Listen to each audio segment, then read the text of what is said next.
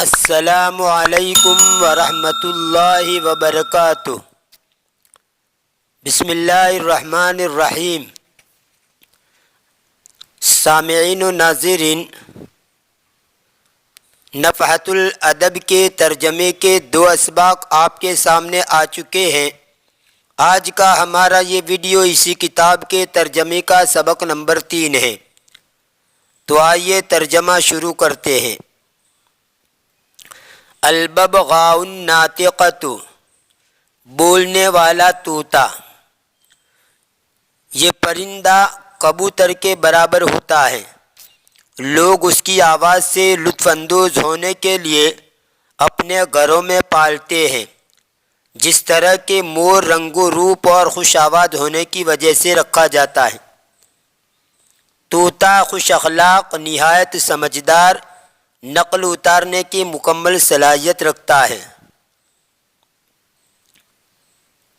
طوطے کو زیادہ تر بادشاہ یا امراء ضبط شدہ خبروں سے محفوظ ہونے کے لیے رکھتے اور پالتے ہیں۔ امام فن شیخ ارسطو نے لکھا ہے کہ طوطے کو سکھانے کا طریقہ یہ ہے کہ ایک آئینہ لے کر اس کے سامنے رکھ کر اس کی صورت کو دیکھتے رہو، پھر آئینے میں دیکھ کر بار بار بولو، باتیں کرو تو وہ بھی دہرانے لگے گا اور باتیں کرنا سیکھ جائے گا۔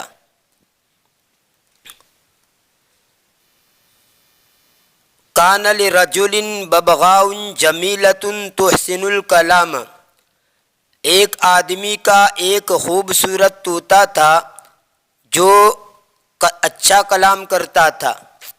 وَإِذَا مَرَّ عَلَيْهَا أَحَدٌ قَالَتْ لَهُ نَهَارُكَ سَعِيدٌ يَا أَخِي، اور جب کوئی آدمی اس کے پاس سے گزرتا تو وہ طوطا اس آدمی کو کہتا، نَهَارُكَ سَعِيدٌ يَا أَخِي، آپ کا دن مبارک رہے اے میرے بھائی، آپ کا دن اچھا گزرے اے میرے بھائی۔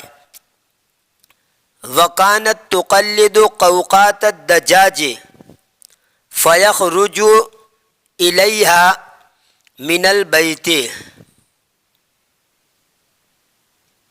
اور وہ مرغی کی آواز کی نقل اتارتا تھا۔ قلد یقلد تقلیدن کا معنی کسی کی نقل اتارنا، جیسے قلد القرد الانسان، بندر نے انسان کی نقل اتاری۔ اور قوقعت الدجاجۃ قوقعتن، اس کا معنی ہوتا ہے کرکرانا، مرغی کا آواز کرنا، بولنا۔ وَكَانَتْ تُقَلِّدُ قَوْقَاتَ الدَّجَاجِ فَيَخْرُجُ إِلَيْهَا مِنَ الْبَيْتِ، اور وہ مرغی کی آواز کی نقل اتارتا تھا، پس وہ اس کی طرف، یعنی وہ مرغی اس کی طرف گھر سے نکلتی تھی۔ وَيَلْقُطُ الْحَبَّ الَّذِي يَسْقُطُ مِنْ قَفَصِهَا، اور وہ اٹھا لیتی تھی وہ دانہ جو اس کے پنجرے سے گرتا تھا۔ لقط یلقط لقطن، باب نصر سے زمین سے کوئی چیز اٹھانا، پکڑ لینا۔ اور لقط الطائر الحب، پرندے کا دانہ چگنا۔ تو یہاں پر یہی مطلب ہوگا کہ وہ دانہ جو اس کے پنجرے سے گرتا تھا وہ اس کو چگ لیتی تھی۔ قفصن کا معنی پنجرہ، اس کی جمع آتی ہے اقفاسن۔ قفص الاتہام یا قفص المجرمین، عدالتی کٹیرا جس میں ملزمان کھڑے ہوتے ہیں۔ وَكَانَتْ تَخْرُجُ إِلَى الْبُسْتَانِ بَعْدَ الظُّهْرِ وَتَنْتَظِرُ صَاحِبَهَا عِنْدَ رُجُوعِهِ مِنْ دُكَّانِ، اور وہ باغ کی طرف ظہر کے بعد نکلتا تھا اور اس کے مالک کا انتظار کرتا تھا اس کی دکان سے لوٹنے کے وقت، یعنی جس وقت اس کے مالک کی دکان سے لوٹنے کا وقت ہوتا تھا اس وقت وہ اس کے مالک کا انتظار کرتا تھا۔ بستان کا معنی باغ، اور حدیقتن کا معنی بھی باغ، گھروں کے سامنے جو باغ ہوتے ہیں عموماً اس کے لیے حدیقتن کا لفظ استعمال ہوتا ہے۔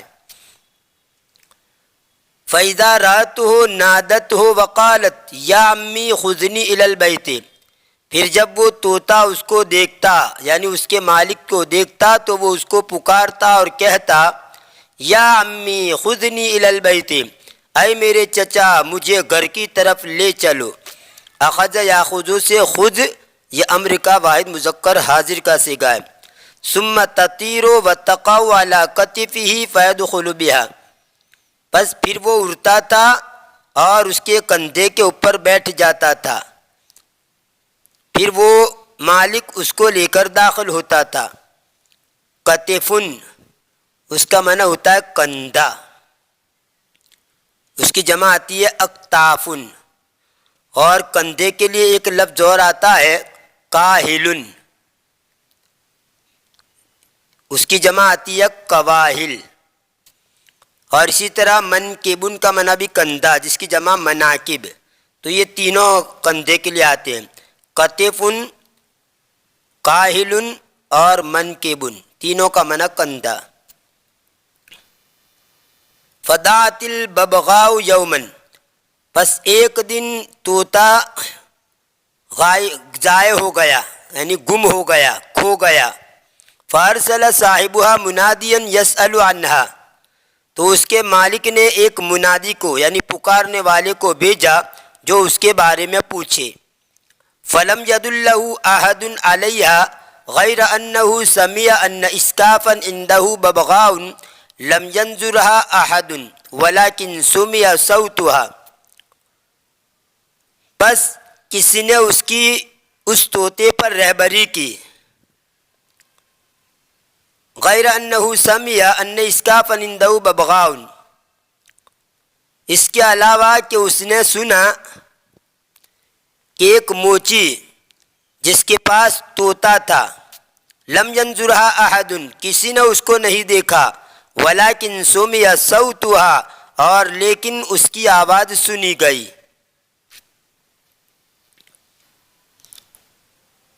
یعنی کسی نے طوطے کی طرف رہبری نہیں کی، ہاں اس منادی نے اتنا سنا کہ ایک موچی ہے جس کے پاس طوطا ہے جس کو کسی نے دیکھا نہیں لیکن اس کی آواز سنی جاتی ہے، اتنی بات اس نے سنی، لیکن ایگزیکٹلی کسی نے بھی اس کی رہبری اس طوطے کے اوپر نہیں کی۔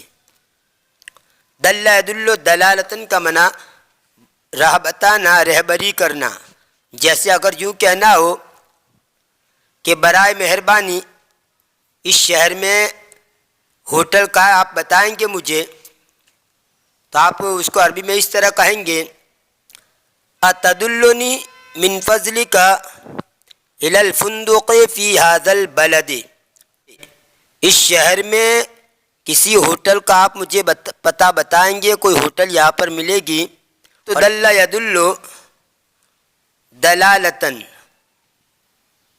اس کا معنی ہوتا ہے رہنمائی کرنا، بتانا۔ فذهب الى الاسقاف وسأله عنها، پس وہ موچی کے پاس گیا اور اس کے بارے میں اس سے پوچھا۔ فانکر الاسقاف انها عنده، پس موچی نے انکار کر دیا اس بات سے کہ وہ اس کے پاس ہے، یعنی طوطا اس کے پاس ہے، اس کا اس نے انکار کر دیا۔ اسقاف ان کا معنی موچی، جوتوں کی مرمت کرنے والا، اس کی جمع آتی ہے اساقفتن۔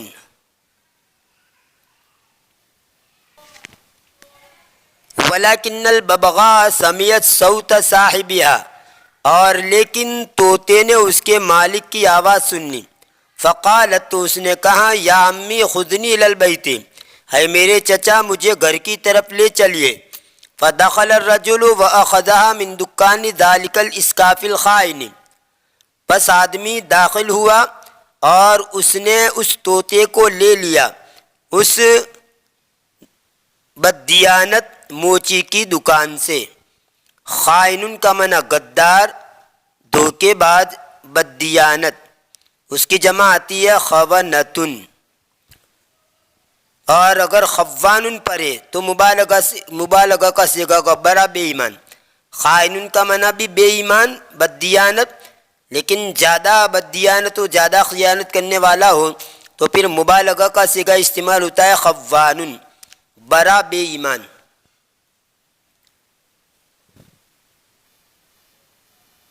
المرأۃ الباسلۃ، بہادر عورت. باسل کا معنی جری، بہادر. اس کی جمع آتی ہے بسلن اور بواسل، اسی سے باسلتن یہ مؤنث کے لیے استعمال ہوتا ہے. بسل یبسل بسالتن و بسالن، اس کا معنی ہوتا ہے بہادر ہونا. تو المرأۃ الباسلۃ بہادر عورت. الشجاعۃ غیر مقصورۃ علی الرجال، بہادری مردوں پر منحصر نہیں ہے. قصر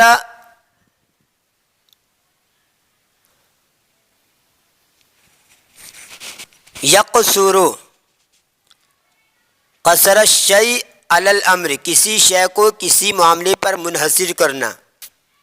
اور اسی طرح ایک اس کا معنی ہوتا ہے کسی شے کو کسی چیز تک محدود رکھنا. تو غیر مقصورۃ کا مطلب ہوتا ہے غیر منحصر.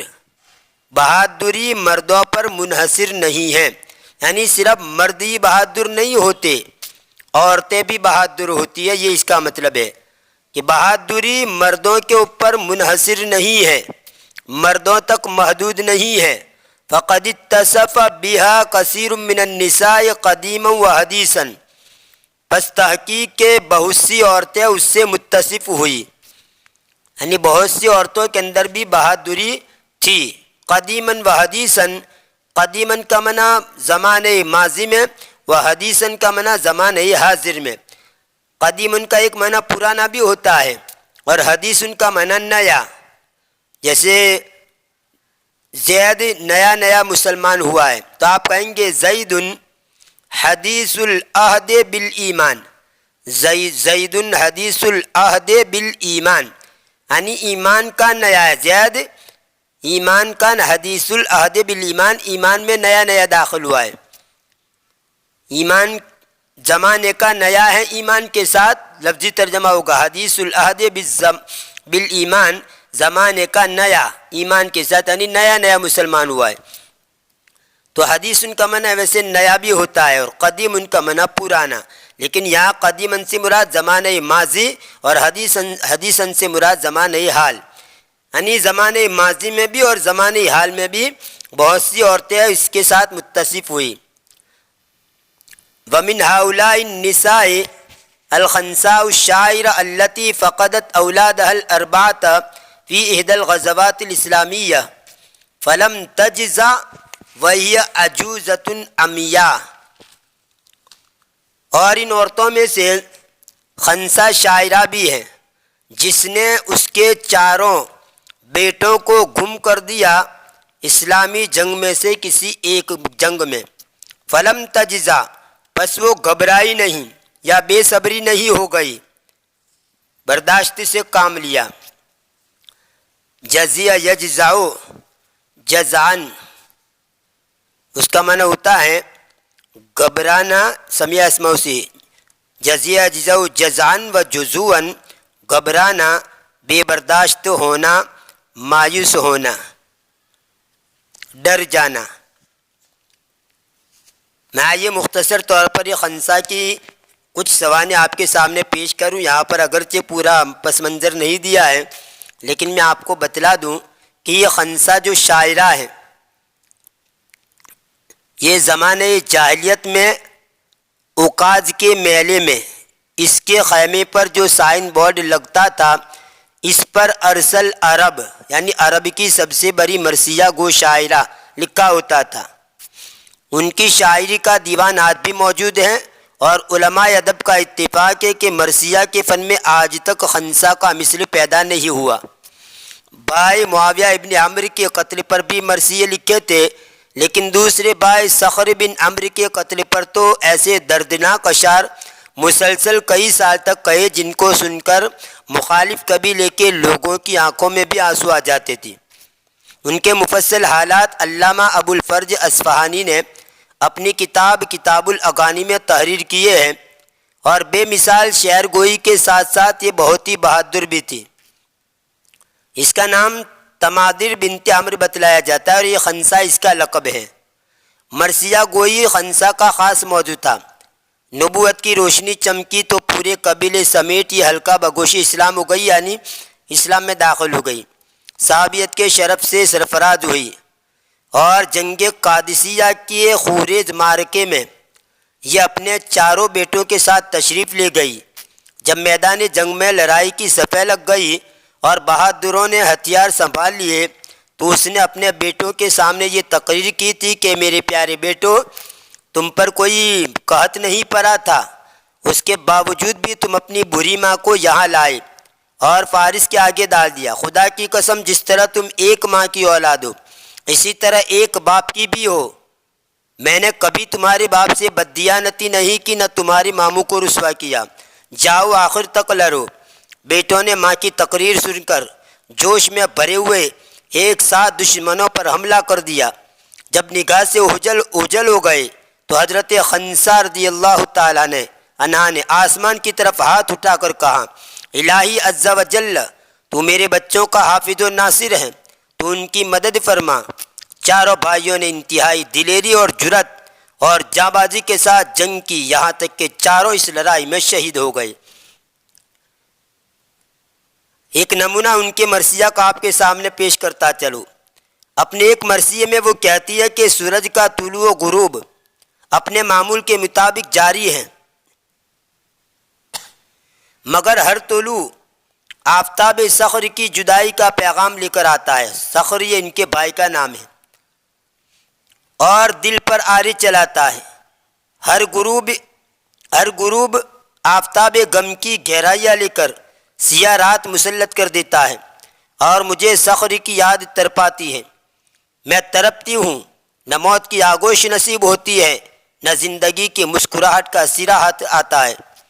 صخر، تیری فراق میں میری آنکھیں بے نور ہوا چاہتی ہے، مگر تیری رفاقت و معیت نے سالہ سال مجھے خوشیوں اور مسرتوں کی بہاریں بھی تو دکھائی۔ مقتولین پر آہوزاری اچھی نہیں ہوتی، لیکن تجھ پر رونا قابل تحسین و ستائش ہے، قابل تحسین ستائش ہے کہ تو واقعی بے مثال شہسوار اور منبع جود و سخا تھا۔ تو یہ چاروں لڑکے جو تھے قادسیہ کی جنگ میں شہید ہو گئے۔ ان کے نام بتلائے جاتے، ایک کا نام عبداللہ، دوسرے کا نام ابو شجرہ، یہ پہلے شوہر سے تھے، اور اسی طرح زید اور معاویہ، یہ دوسرے شوہر سے تھے۔ تو عبداللہ اور ابو شجرہ ایک شوہر سے تھے، اور زید اور معاویہ یہ دوسرے شوہر سے تھے۔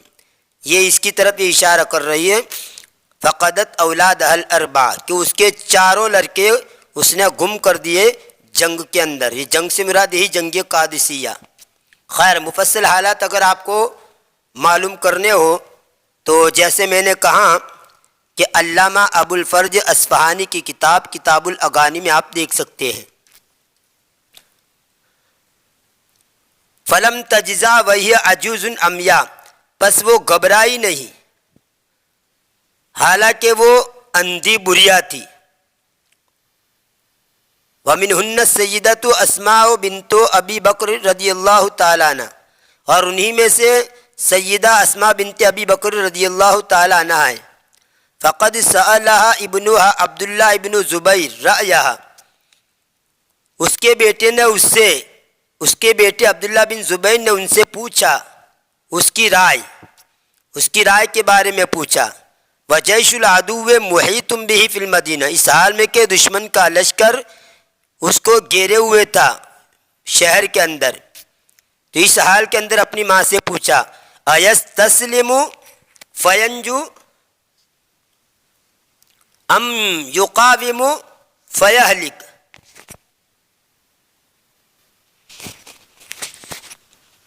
یعنی کیا وہ جھک جائے جس کی وجہ سے وہ نجات پا جائے، یا وہ مقابلہ کرے جس کی وجہ سے وہ ہلاک ہو جائے۔ استسلم یستسلم استسلاما، اس کا معنی ہوتا ہے فرما بردار ہونا، کسی کے سامنے گھٹنے ٹیک دینا، ہتھیار ڈال دینا، جھک جانا، ہار مان لینا۔ استسلام یعنی مغلوبیت، شکست، جھکاؤ، خود سپردگی۔ اور قاوم یقاوم مقاومتاً، کسی کے سامنے ڈٹنا، مزاحمت کرنا، مقابلہ کرنا۔ تو گویا اپنی ماں سے یہ مشورہ رائے پوچھ رہے، کیا وہ جھک جائے فینجو پھر وہ نجات پا جائے، ام یقاوم فیہلک یا وہ مقابلہ کرے پھر ہلاک ہو جائے۔ تو ماں نے کیا جواب دیا؟ فاشارت علیہ بان یستبسل فی الدفاع، ماں نے جواب یہ دیا، ماں نے اس کو مشورہ دیا۔ اشار یشیر اشارتن کا معنی ہوتا ہے اشارہ کرنا، الا کے صلے کے ساتھ، اشار الیہ بیدہ ونحوہ، ہاتھ وغیرہ سے اشارہ کرنا، اور اشار علیہ کا معنی مشورہ دینا، نصیحت کرنا۔ پس ماں نے اس کو مشورہ دیا کہ وہ تیار ہو جائے، موت کے لیے تیار ہو جائے دفاع میں۔ استبسل یستبسل استبسالن کا معنی موت کے لیے تیار ہونا، موت کے لیے تیار ہو کر لڑائی شروع کرنا، لڑائی کے لیے تیار ہونا۔ ماں نے اس کو مشورہ دیا کہ وہ دفاع کرنے میں تیار ہو جائے، یعنی موت کے لیے تیار ہو جائے، لڑائی کے لیے تیار ہو جائے۔ فالموتۃ الشریفۃ خیر من حیات الذل والاستسلام، اس لیے کہ اچھی موت یہ ذلت و رسوائی اور مغلوبیت یعنی ہار کی زندگی سے بہتر ہے، یعنی شریف موت، شرافت والی موت ذلت و شکست کی زندگی سے بہتر ہے۔ شیر کی ایک دن کی زندگی گیدڑ کی 100 سالہ زندگی سے بہتر ہے۔ یہ تھا نفحۃ الادب کے ترجمے کا سبق نمبر 3۔ انشاءاللہ آنے والی ویڈیو میں اس کتاب کے ترجمے کا سبق نمبر 4 آپ کے سامنے پیش کیا جائے گا۔ تب تک کے لیے انتظار کیجیے، دعا میں یاد رکھیے۔ فی امان اللہ، الی اللقاء۔